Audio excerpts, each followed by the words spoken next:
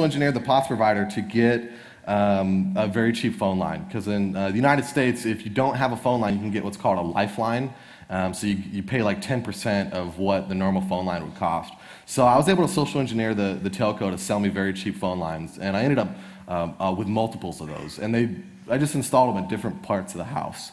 So when the tech would come, he didn't realize I had. I was also thinking about explaining to them that emergency interrupts. Oh yeah, that's definitely an issue. Basically, denial of service of BBSs. Yeah, absolutely. The your phone number predecessor to DOSs was people doing like emergency breakthroughs on your lines to drop a caller so that they could call in. Or getting your line disconnected. Yeah, I had. I mean, there was nothing really crazy going on the BBSs that I hosted, but there were still people who were pretty aggressive about wanting to troll you or mess with you. You know, to call the billing department of your phone company and be like, I need to cancel my phone lines.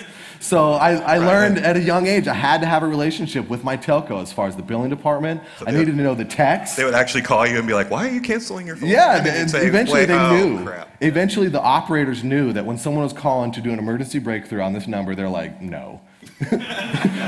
We know that that's a data line, and right. You know, and some of them are really stupid. They bring up the line and they're like, I hear static. Oh, it's okay, just whistle and it'll drop. So, I mean, I learned at a young age that I had to have these relationships and do a little social engineering and a little bit of legwork in regards to securing that community, to keep the equipment up and stable, and to know what's going on. So if there's anything going on with my phone lines, sometimes they'll call me. Right. And so I had good relationships with the guys that came out and did the wiring. I had good relationships with the billing department.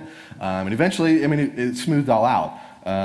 So, I mean, to the predecessors of DOSing, there was definitely some craziness that went on way back then. So, and it was a lot of fun. I learned a lot from it, and I've kind of taken that knowledge and rolled forward with it. So that's BBSs.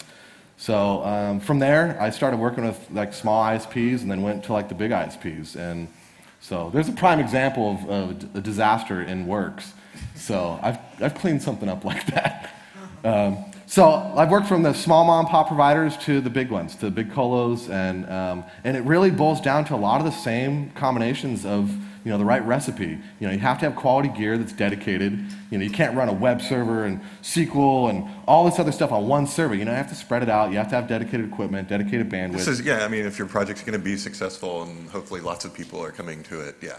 Of course. Yeah, you have to consider this. Yeah. So. And it's the same thing, good communication relationships with your upstream providers and your telco. And so this translated from the BBS days to running co-location facilities. They would do all kinds of stuff as far as, if you had a client that was spamming, well, then they wouldn't deal with that client, they would just deal with you. So I had to have good communication with my providers so that they knew that it wasn't me that was spamming, or that it wasn't my botnet or my malicious traffic, it was a client and I'll deal with it.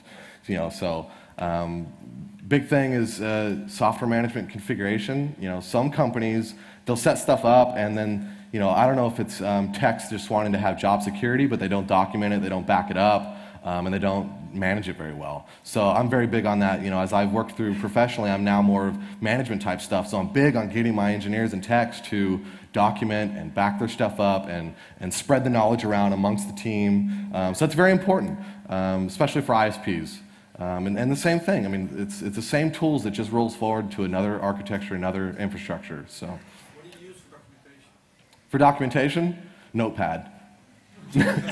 No, internal wikis, internal forums, voice bridges as far as people talking to each other. I'm big on intercommunication amongst teams. But whatever gets the information out there. I've seen recently, and I've used this a lot with the last couple of companies, are internal wikis. Anyone can go in and edit it, knows who's edited it. So it's you don't have to get really high tech with it. It's just very simple.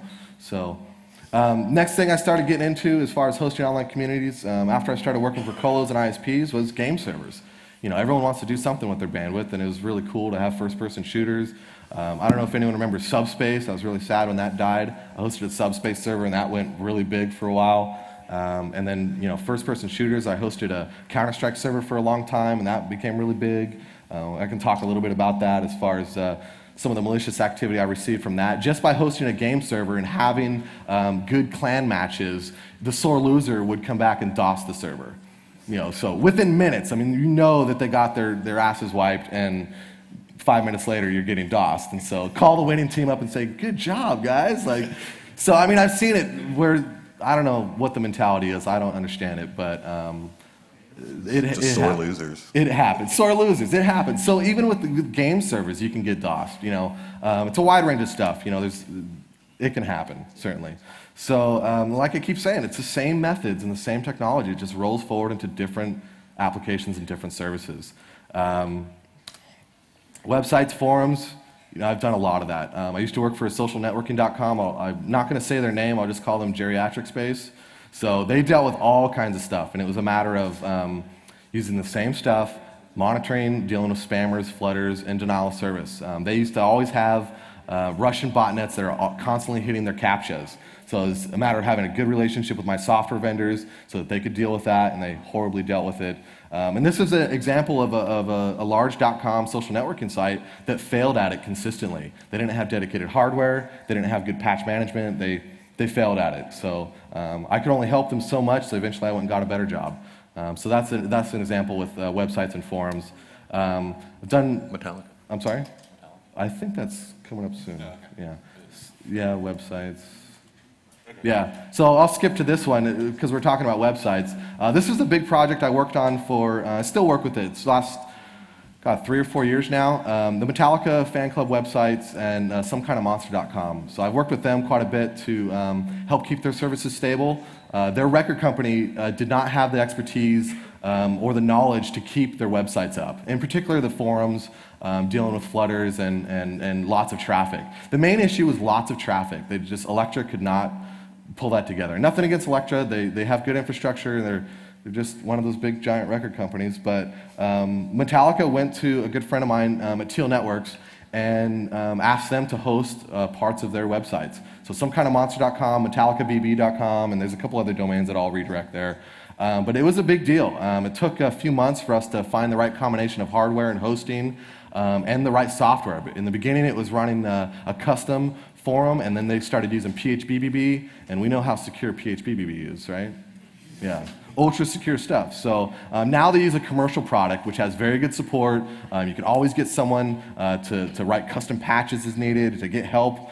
So we found the right combination to keep this website up. And they take a ton of traffic just on this one piece of it, the forums. When there's huge spikes of traffic for events, new songs coming out, it comes out to the fan base, to the fan club first. So, and these people are rabid about getting their Metallica.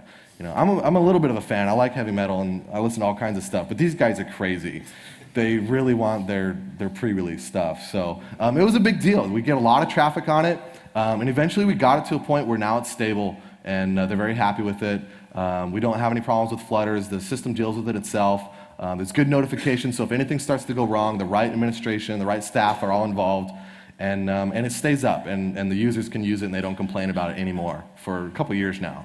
So I give a lot of that credit to Teal Networks. He's got a lot of colo and spent a lot of time with working with the administration and the band members to keep it going and to find out exactly what they needed. And I work with Teal Networks a lot. I do some security consulting for them, and I help them with their colocation. So definitely check out Teal Networks. So you have basically like 3 options to deal with botnets, and that's like the mitigation. Okay, you can just hunker down and defend yourself. Put your hard hat on and just wait for it to go away. And usually it'll take a while and you'll be down. But if you want to stay up, you have to defend yourself a little bit. The second option is to monitor and log and then report it. And it's not about like, I don't know what the correct European term is, about like being a narc or being a snitch or whatever, but I feel that every little bit helps, especially to researchers. If you're not going to be proactive, every little bit that you collect up can help somewhere. So that's the second option, is just monitor, log, track, and report. And then third is be proactive. You can play the same games that they play, not necessarily as far as being malicious, but you can proactively go after them. And unless they're the criminal type or the professional type, they're really easy to take down. Bob the Hacker's worked on this a little bit, and it's really easy. So if you want to get proactive, there's a lot of researchers out there, there's a lot of websites out there that can help. But option 2, if you just want to share information and just research and talk and monitor, there's a lot to do there. So Bob the hacker sometimes goes pretty proactive on certain issues, but generally I'm pretty passive as far as just monitoring and just keep the site